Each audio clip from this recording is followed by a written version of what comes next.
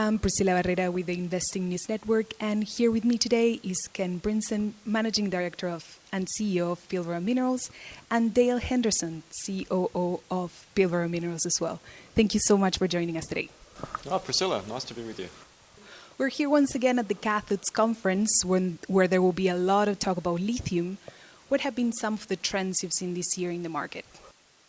Well, everybody's been focused on the relative position of the Chinese domestic market as compared to what's been happening through the rest of the globe, and especially Asia ex-China. And there has been that disparity emerge. The domestic prices coming off in China, especially through the carbonate supply chain, with not such a big impact in the hydroxide supply chain. But that's really caught people's attention, and sort of, often when we're meeting with investors, they're wanting to talk about that subject matter. I guess what we would say is, yes, of course, that has been a dynamic during the course of the year, but by our measure, it hasn't really influenced, as far as we can tell, the behaviour of our customers and our customers' customers. And there still is this incredible dynamic of growth through the lithium-ion supply chain. And as a result, we haven't lost our faith in the ultimate success in the market, and in fact, the important part that we think Pilbara Minerals has to play in that. All right. And has the market performed as you expected at the end of last year, or were there any other surprises? Well, that restructure in the Chinese domestic market was, I think, has surprised people as to the extent that it's had an impact on pricing. But it had been flagged for a while that China was going to restructure its subsidy regime, and they're well known for tinkering with it.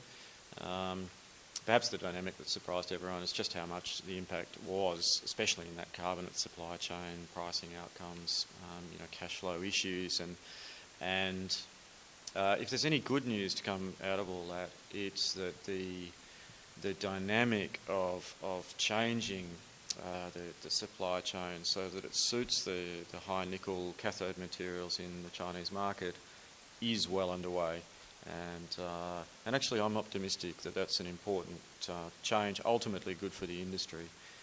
And I would suggest that we've probably now seen the lows, I think, in terms of pricing. And I'd like to think that the next move there in the Chinese domestic market's actually up. All right. And, well, despite having lots of news this year in the lithium sector, it does seem there's been a disconnect between the optimistic outlook from experts and how stock prices have performed. What is your take on that, and do you see that changing going forward? Yeah, that is a real disconnect. Yeah, it is incredible, actually, that equities have come off as much as they have. You might suggest that perhaps they'd run too hard in the latter part of last year, early this year, so some of the froth has come out of the market.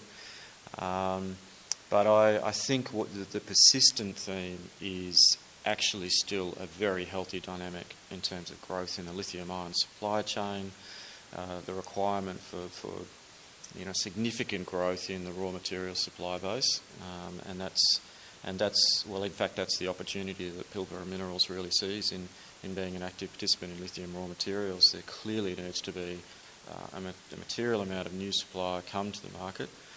We've built and now commissioned, ramping up, a big, high-quality mine that's going to become an important part of that supply growth.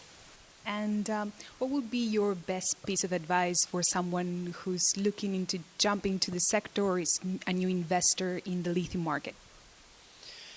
Well, whether you're a company participating in the supply chain or an investor for that matter, I would suggest that one of the really important dynamics to understand is the very nature of the supply chain. It's a market that's characterised by deep levels of vertical integration. It is absolutely the case that you cannot treat lithium raw materials as a commodity.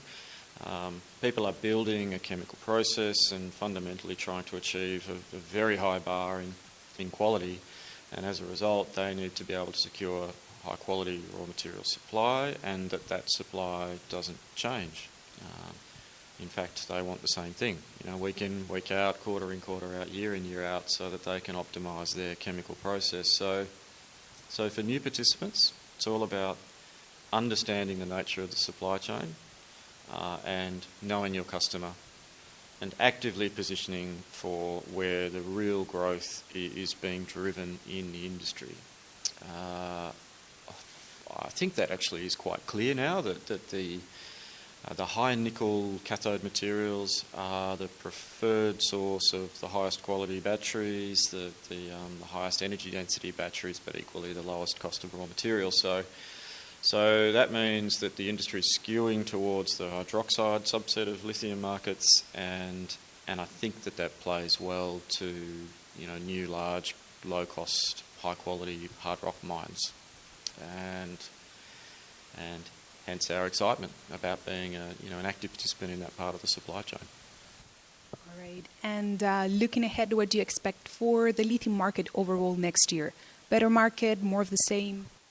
Yeah, I think there's potentially a sort of a new normal emerging in the lithium world that I'd like to think that people will get comfortable with, and that's that pricing probably sort of stabilises about where it is. And I say that because it's possible that the pricing got ahead of itself, but equally there needs to be a pretty significant incentive to continue to grow the lithium raw material supply base, and especially through the hydroxide supply chain in support of more high nickel cathode materials. So out of all that, you are going to get growth.